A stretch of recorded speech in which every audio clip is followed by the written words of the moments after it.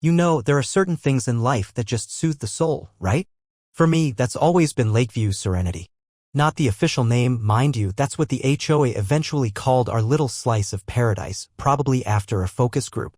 But to me, it was just the lake. My grandfather bought our plot back when it was nothing but dirt track and promise, and the house, a comfortable, rambling place, has been in the family ever since. Summers were spent on that water. My old pontoon boat, the Wanderer, wasn't sleek or fast, but she was mine, a floating haven of peace.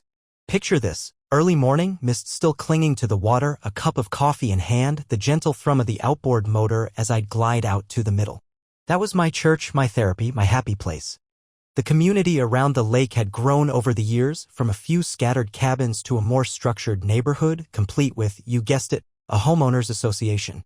The Lakeview Serenity HOA. For years, they were mostly a background hum, passive-aggressive newsletters about lawn maintenance, arguments in their Facebook group about whether petunias or impatiens were more aesthetically pleasing for the community flower beds. Annoying, sure, but manageable. I paid my dues, kept my yard tidy enough to avoid their wrath, and mostly just enjoyed the lake, assuming that was a God-given, or at least Grandfather Claus-given, right? The pontoon was my main joy. It wasn't just for solitary fishing trips. We'd have family outings, lazy Sunday afternoons with friends, just drifting, swimming, watching the eagles nest across the shore. It was part of the fabric of life here. The HOA had rules, of course. Boat sizes, engine noise after certain hours, no dumping, all reasonable stuff, things any responsible lake user would adhere to anyway. I'd never had a problem, never even a warning. I considered myself a model resident, albeit one who preferred the company of loons to the company of the HOA board members. The current board president, a woman named Brenda Mulroney, was particularly zealous. She had a way of making even the most benign suggestion sound like a federal mandate, and her interpretation of the HOA bylaws was, shall we say, expansive. Still, my pontooning activities had always been well within the established guidelines, or so I believed. Little did I know, Brenda and her board were about to redefine guidelines in a way that would not only shatter my peace but also set in motion a chain of events so ludicrous, so utterly satisfying in its eventual conclusion, that you'll want to hear every last detail. It all started, as these things often do, with a piece of paper. An official-looking envelope bearing the Lakeview Serenity HOA logo nestled amongst my usual bills and junk mail. I almost tossed it aside, assuming it was another reminder about the upcoming annual picnic or a lecture on recycling bin placement. But something about the stiffness of the envelope, the crispness of the typing visible through the window, gave me pause. I slid it open, right there in my kitchen, the smell of brewing coffee momentarily forgotten. And then I saw it. A fine. Not a small, cautionary fine. A fine for $5,000. My jaw, I'm pretty sure, actually dropped. For what, you ask? For unauthorized extended duration aquatic mooring and unsanctioned recreational pontooning activities. I read it again. And again. It was like trying to decipher an alien language. Unauthorized mooring? My boat was tied to my own private dock on my own property line as defined by the original deeds. Unsanctioned pontooning? I'd been pontooning on this lake since before Brenda Mulroney probably knew what a pontoon was. This wasn't just a mistake, this was an absurdity. A $5,000 absurdity. My peace was officially over, and a new, much more indignant kind of determination was beginning to bubble up from somewhere deep inside. The Wanderer, my gentle floating sanctuary, had somehow become a $5,000 weapon of mass bureaucracy in the eyes of the Lakeview Serenity HOA. Oh, they had no idea what they just started.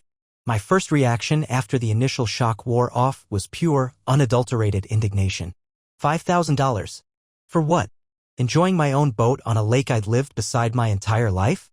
I immediately grabbed the phone, my fingers stabbing at the numbers for the HOA management company, the one that ostensibly handled the day-to-day enforcement of Brenda Mulroney's iron-fisted decrees. I got a bored-sounding receptionist who transferred me to a voicemail, of course. I left a message trying to keep the simmering rage out of my voice, requesting an immediate explanation and a reversal of this outrageous fine. Then, I dug out my copy of the HOA covenants, conditions, and restrictions, the CC and RS, that leather-bound tome of joyless regulations that had come with the house. I pored over it, highlighter in hand, searching for any clause, any subsection, any vaguely worded phrase that could possibly justify such a preposterous charge. There was the usual stuff about boat maintenance, noise ordinances, and a general clause about not creating a nuisance. There was even a section about docks needing to be in good repair and approved. which mine was, grandfathered in and subsequently reapproved after a minor storm repair years ago. But unauthorized extended duration aquatic mooring linked to my private dock? Unsanctioned recreational pontooning activities when I was just pontooning? It was nowhere to be found, not in any explicit sense. This had Brenda Mulroney's fingerprints all over it. A creative interpretation. A power play dressed up as due process. Later that day, I received a call back, not from the management company, but from Brenda herself. Her voice was crisp, devoid of warmth, laced with that particular brand of self-importance only a petty tyrant can truly master. "Mr. Henderson," she began without any pleasantries. "I understand you received our notice regarding your watercraft? You mean my pontoon boat, Brenda? The one I've had on this lake for 20 years? And yes, I received your $5,000 love letter. What in God's name is it about?" I tried to keep my tone even, but the indignation was leaking through. "Mr. Henderson," she said, her voice tightening, "the board has noted your persistent and somewhat ostentatious use of your pontoon vessel. It has been deemed disruptive to the aesthetic harmony of the lakefront and, frankly, several residents have complained about its almost constant presence on the water. The mooring refers to its extended stationing at your dock, which, while private, contributes to the overall visual clutter. The unsanctioned activities refer to the frequency and, shall we say, casual nature of your boating. This isn't some public amusement park, Mr. Henderson. This is Lakeview's Serenity." I was speechless for a moment. Aesthetic harmony? Visual clutter? My boat, tied neatly to my own dock, was visual clutter?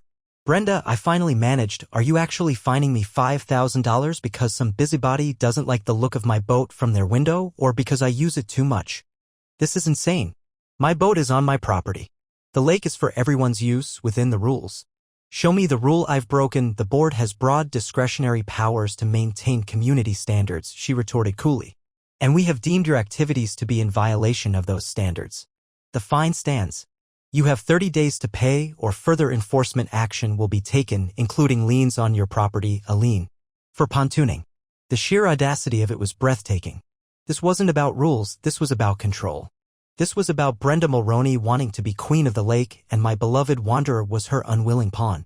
My blood pressure was doing things it hadn't done since my last argument with a particularly stubborn tax auditor. "This isn't over, Brenda," I said, my voice dangerously quiet.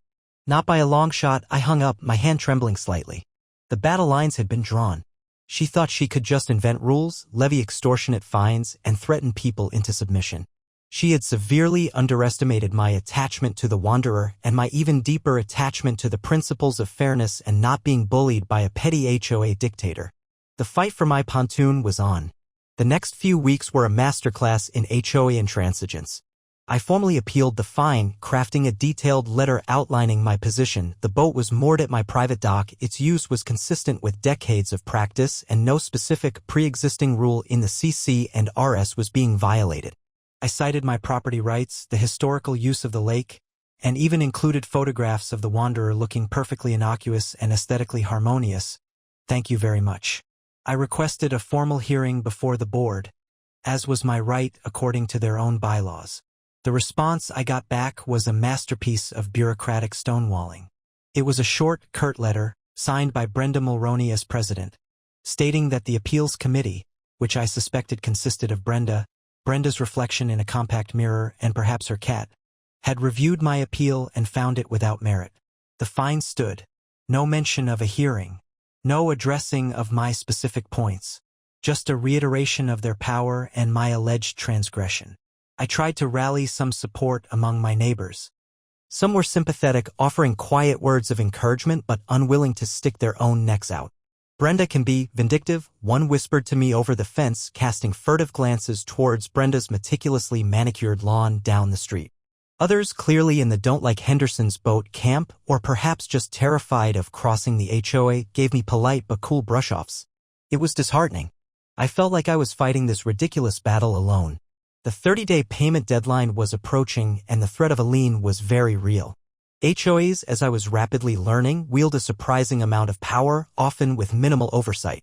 They can and do place liens on properties for unpaid fines and dues, eventually even forcing foreclosure in extreme cases. This wasn't just about $5,000 anymore, it was about protecting my home. I consulted a lawyer, a local guy named Bill Peterson who specialized in property disputes. He listened patiently, reviewed my documents and the HOA's letters, and then sighed. HOAs are tough, he said. The courts tend to give them a lot of leeway, unfortunately. They'll argue the broad discretionary powers clause, and often judges will side with them unless you can prove they acted in bad faith or completely outside their authority, which is a high bar.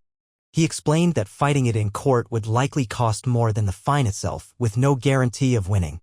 Your best bet might be to pay it under protest and then try to get elected to the board to change things from within, he advised, a suggestion that made my stomach churn. The thought of sitting through interminable board meetings with Brenda Mulroney debating the merits of petunias versus impatiens was almost worse than the fine. But the alternative, letting them get away with this blatant overreach, was unthinkable. The injustice of it gnawed at me. My grandfather had cherished this lake. He taught me to respect it, to enjoy it responsibly. And now, this group of self-important busybodies was trying to dictate how, when, and if I could experience that same joy, all under the guise of aesthetic harmony. It was a perversion of everything the community was supposed to stand for. One evening, feeling particularly frustrated, I took the Wanderer out for a slow cruise, just as the sun was setting. The lake was calm, the water like dark glass reflecting the fiery sky. It was moments like these that made life here so special. And as I drifted, the engine barely a murmur, a thought began to form, a tiny, audacious spark in the back of my mind. Who actually owned the lake? I knew the HOA managed the common areas, the little community beach, the boat ramp. But the lake itself? The water, the lakebed? Had anyone ever really looked into that? The HOA certainly acted like they owned it, or at least had absolute dominion over it. But did they? This tiny spark of a question started to glow brighter. It was a long shot, a wild idea, but it was something. It was a path that didn't involve kowtowing to Brenda Mulroney or spending years in costly, soul-crushing litigation over a $5,000 fine. What if, just what if, the HOA's power over the lake itself was built on nothing more than assumption and unchecked arrogance? The idea, once it took root, wouldn't leave me alone. Who owned Lakeview Serenity? Not the houses around it, but the actual body of water. It seemed like a foundational question, one that, astonishingly, no one in the current HOA squabbles seemed to have ever asked, let alone answered definitively. Everyone, including me up until this point, had just assumed the HOA had some inherent authority over the lake's use beyond basic safety and environmental rules that would apply anywhere. The HOA certainly acted that way, their pronouncements carrying the weight of divine right. But assumption and reality are often distant cousins. My first stop was the county recorder's office. I spent a couple of tedious afternoons wading through dusty plat maps and arcane property records, my respect for title searchers growing exponentially. The properties around the lake were clearly defined, each lot with its boundaries. The common areas controlled by the HOA, the small park, the community boat ramp were also clearly delineated. But the lake itself? It was listed as a separate parcel, a very large, very wet parcel. And the owner of record? It wasn't the Lakeview Serenity HOA. It wasn't the county. It was a name I vaguely recognized, Blackwood Consolidated Holdings Incorporated. Blackwood. I remembered my grandfather mentioning that name. Old Man Blackwood had owned vast tracts of land in this region generations ago, timberland mostly. He'd been instrumental in damming the creek that originally formed the lake, primarily for logging operations way back when. It seemed Blackwood Consolidated Holdings Incorporated was a remnant of that old empire, a holding company that likely owned scattered, perhaps forgotten, parcels of land. My heart began to beat a little faster. This was interesting. Very interesting. I then spent hours online, digging into Blackwood Consolidated Holdings Incorporated. It was a small, privately held company with a nondescript office address in a city 3 states away. They didn't seem to be actively developing or managing properties. They mostly just existed, likely collecting passive income from old leases or just sitting on assets. They probably had no idea they even owned a lake in our little corner of the world. Or if they did, it was just a line item on a dusty ledger. My lawyer, Bill, was intrigued when I presented my findings. Well, he said, peering at the printouts.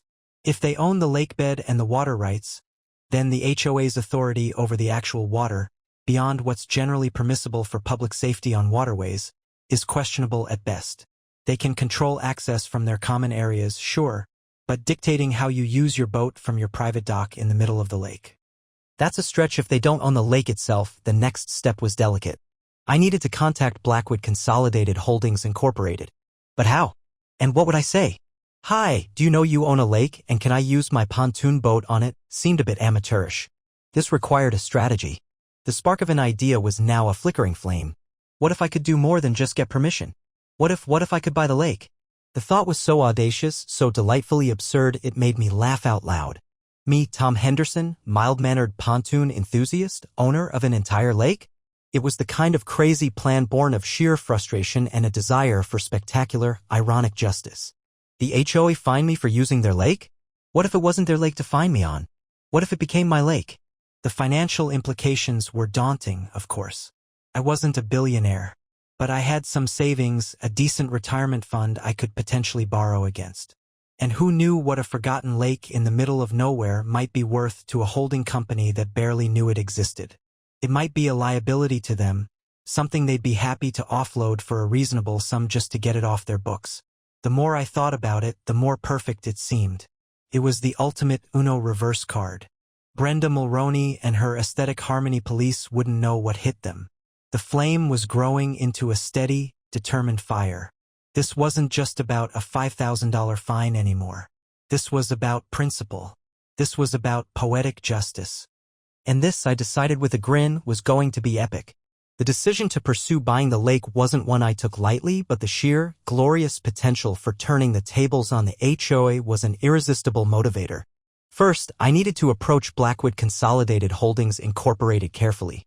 I didn't want to sound like some crackpot or, worse, alert them to the fact that their sleepy asset was suddenly in the middle of a local dispute which might inflate their perception of its value. My lawyer, Bill, helped me draft a very neutral, professional letter.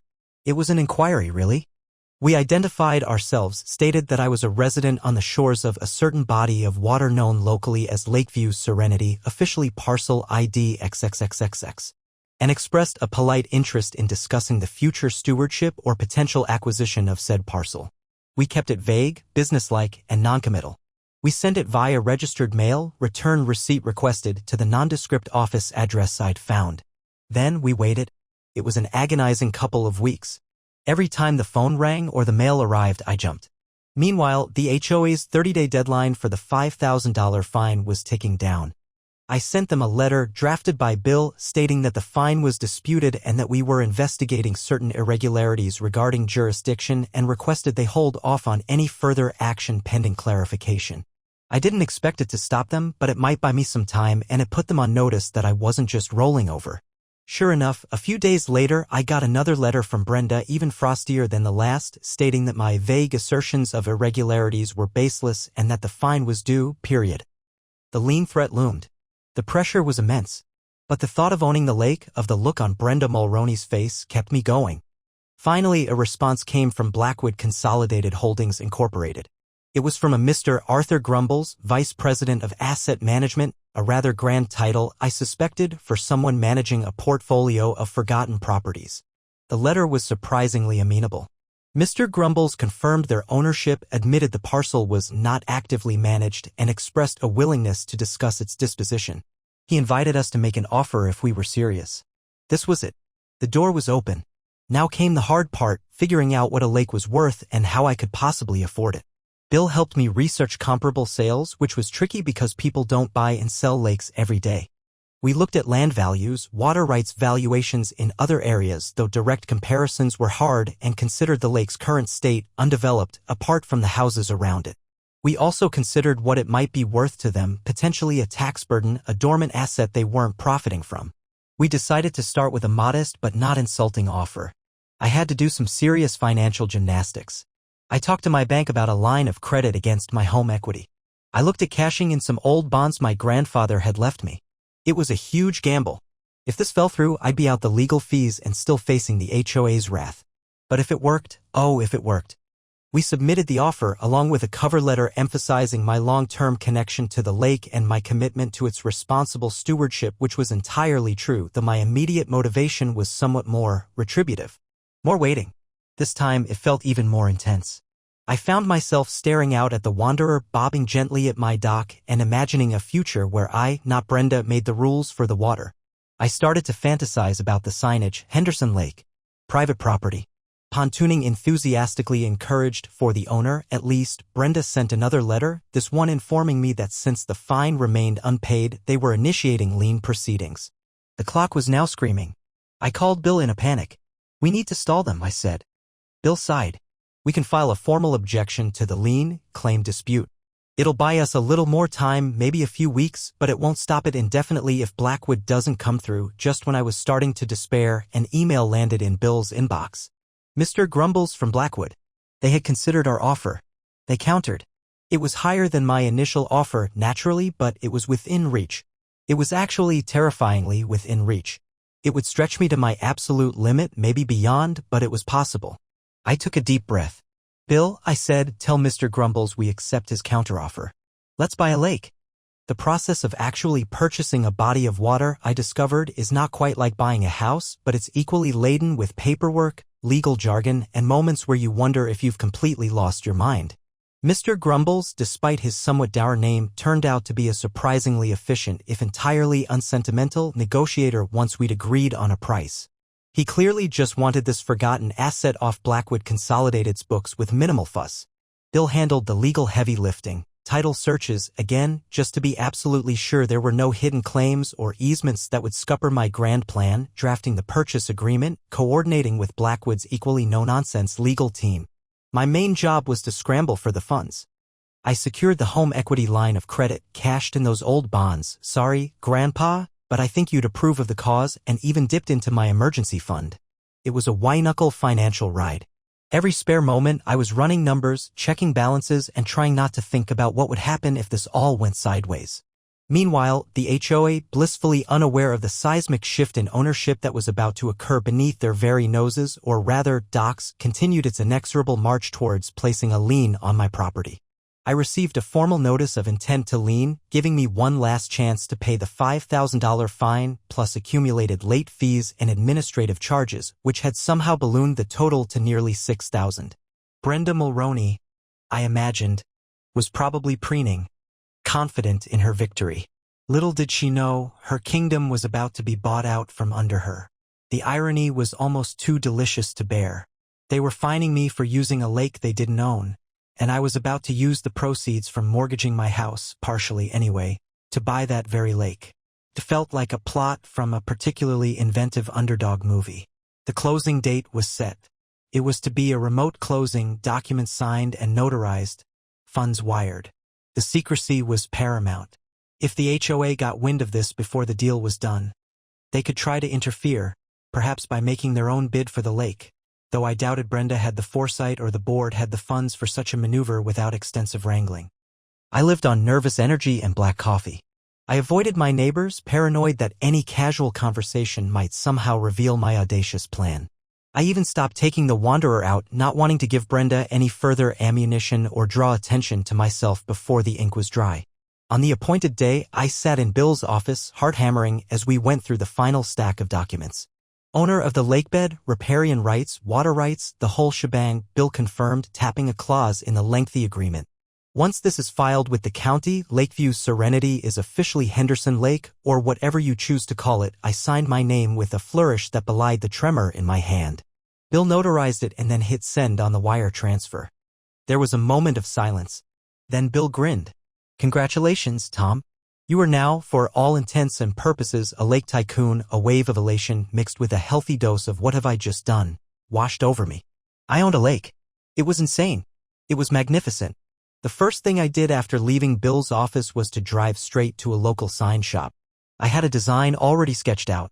A few days later, the county recorder's office confirmed that the deed transfer had been officially recorded. It was done. Lakeview Serenity was mine. My lake. My rules. Now, all I had to do was wait for the perfect moment to inform the HOA of the slight change in management. The lien notice from them was probably already in the mail. I couldn't wait to see their faces when they realized their lien was on a property whose owner now also owned the very ground or water their authority supposedly covered. Phase 1, acquisition, was complete. Phase 2, righteous, well-deserved retribution, was about to begin. With the deed to Lakeview Serenity, or as I was now privately calling it, Retribution Reservoir, safely recorded in my name, the next phase of the operation began, observation and the quiet laying of my trap. The HOA, still blissfully ignorant, continued to operate as if they were the undisputed sovereigns of all they surveyed, including the water. Their community docks, jutting proudly into my lake, were still there. The little sandy beach they'd created and maintained at the edge of the common area, a beach whose sands now technically rested on my lakebed at the waterline, was still being used. They even had a Lakeview Serenity Summer Splash event planned, according to their latest newsletter, complete with paddleboard races and a Decorate Your Kayak contest, all scheduled to take place on, you guessed it, my private property. Oh, the delicious irony. I spent a few weeks just watching. I took meticulous notes. Dates and times of unauthorized dock usage. Photographs of the HOA's no trespassing except for residents signs posted near my water. I even discreetly filmed some of the preparations for their summer splash event, noting the placement of buoys for the racecourse in my lake. It was like being a Bond villain, but with a much more justifiable cause and slightly less impressive underwater layers. My lawyer Bill helped me draft the necessary legal notices. We weren't going for a polite letter this time. We were going for shock and awe, something that would make Brenda Mulroney's meticulously coiffed hair stand on end. We prepared formal cease and desist orders for the HOA regarding their unauthorized structures, docks, maintained beach area on private property. And then the piece de resistance, a formal notice of trespass and a demand for damages for past and ongoing unauthorized use of private property. We weren't fining them $5,000. Oh no. We calculated the damages based on fair market rental value for commercial dock space, private beach access, and event hosting on a private lake over the period since I'd taken ownership, plus a significant premium for the unauthorized nature of the use. The grand total we arrived at? A nice, round $1 million. A bit ambitious, Tom? Bill had asked, raising an eyebrow but with a definite twinkle in his eye. Perhaps, I'd replied. But their $5,000 for pontooning was ambitious. I'm just speaking their language. Scaled appropriately for the offense, and the offender Bill had chuckled. I like it. Go big or go home. I also drafted a new set of lake rules and regulations for Henderson Lake, formerly known as Lakeview Serenity. These were quite simple. Rule number 1. All access to and use of Henderson Lake, its waters, and its lakebed is by express written permission of the owner, Tom Henderson, only. Rule number 2. Unauthorized structures, vessels, or activities will be subject to immediate removal and/or substantial fines at the owner's discretion. Rule number 3. Pontooning by the owner is highly encouraged and considered an aesthetically harmonious activity. I had these printed up professionally. The timing for delivery was crucial. I wanted it to hit just before their big summer splash event to maximize the chaos and underscore their helplessness. The lien notice regarding my original $5,000 fine arrived as predicted. It was a formal, threatening document citing statutes and warning of legal costs if I didn't pay up immediately. I almost laughed as I filed it away in my Brenda's Follies folder. Let them try to put a lien on the property of the man who now owned their precious lake. The day before the summer splash, I took a quiet walk. I posted my new Henderson Lake Rules signs at prominent points, including right next to the HOA's existing community notice board by the boat ramp. I used sturdy metal posts and weather-resistant laminate. They looked very official. Then, Bill arranged for a process server to deliver the cease and desist, the trespass notice, and the $1 million demand for damages directly to Brenda Mulroney at her home and a duplicate set to the HOA's management company. I imagined the scene. Brenda, perhaps sipping her evening chamomile tea, planning her outfit for the summer splash, interrupted by a stern-faced stranger handing her a thick legal envelope. I wish I could have been a fly on her meticulously painted wall. The trap was set. The bait had been taken, metaphorically, for years. Now it was time to watch the fireworks. My own pontoon, the Wanderer, sat gleaming at my dock, ready for a celebratory and entirely authorized cruise on my lake. The morning of the Lakeview Serenity Summer Splash dawned bright and sunny, perfect weather for paddleboard races and kayak decorating. Or, as it turned out, perfect weather for mass confusion and HOA meltdown. I was up early, coffee in hand, sitting on my porch with a pair of binoculars trained on the HOA common area across the water. Around 8 a.m., the first signs of activity began. A few early bird volunteers for the event started arriving, carrying coolers and decorations. I saw one of them stop dead in their tracks, staring at my newly posted Henderson Lake Rules sign next to the boat ramp. Then another. Soon, a small cluster of people had gathered, pointing and murmuring. My phone buzzed. It was Bill. Process server confirmed delivery to Ms. Mulroney last night at 7:32 p.m. and to the management company this morning at 8:05 a.m. The Eagle has landed, Tom, I grinned. Excellent, Bill. Let the games begin. Through my binoculars, I saw Brenda Mulroney's car pull up. She emerged, looking flustered, a sheaf of papers clutched in her hand, undoubtedly my legal love letters. She immediately began gesticulating wildly, addressing the confused volunteers. Even from across the lake, I could almost feel the waves of indignation and disbelief radiating from her. More residents started to arrive, families with kids in tow ready for a day of fun on the lake. Instead, they were met with a scene of growing chaos. Brenda was trying to explain, her voice probably reaching that shrill pitch it got when she was particularly agitated. People were looking at my signs, then at her, then back at the signs. The phrase private property and Tom Henderson seemed to be circulating rapidly. I saw some people pull out their phones, probably looking up county records. The beauty of modern technology, instant fact-checking for HOA tyrants. Around 9:30 a.m., just as the paddleboard race was supposed to kick off, a county sheriff's deputy arrived. Brenda had clearly called them, probably screeching about unauthorized signs and harassment.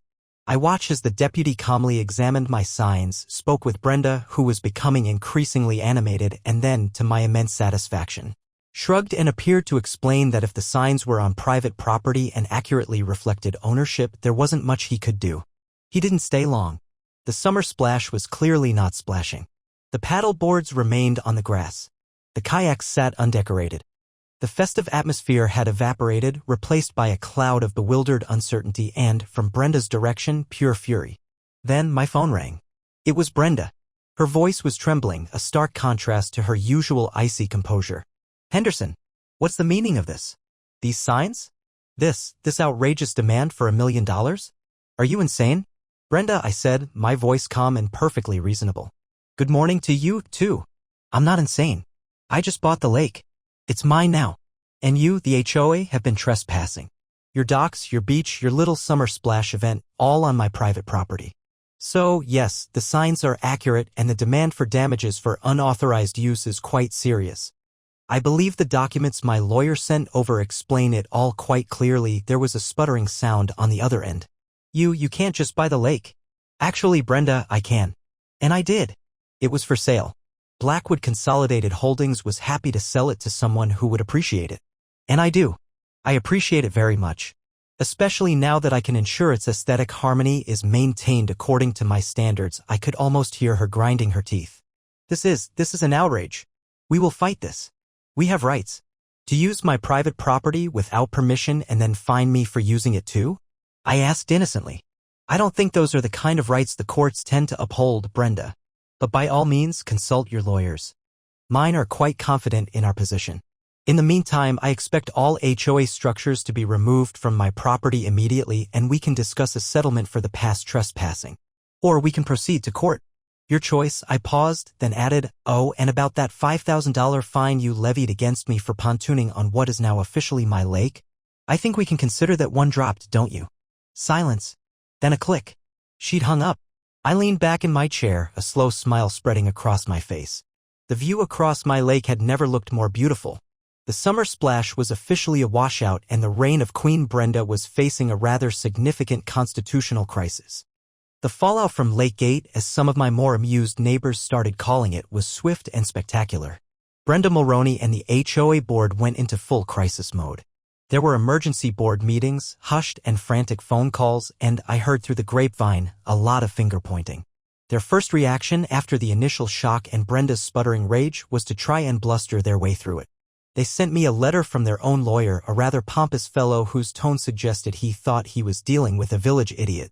The letter dismissed my claims as frivolous and without merit, asserted the HOA's historic and established rights of access and use, and threatened me with counter-lawsuits for harassment and interference with community activities. It was almost adorable in its predictable arrogance. Bill Peterson, my lawyer, just chuckled when I forwarded it to him. Standard HOA playbook, he said. They puff up their chests and hope you get scared.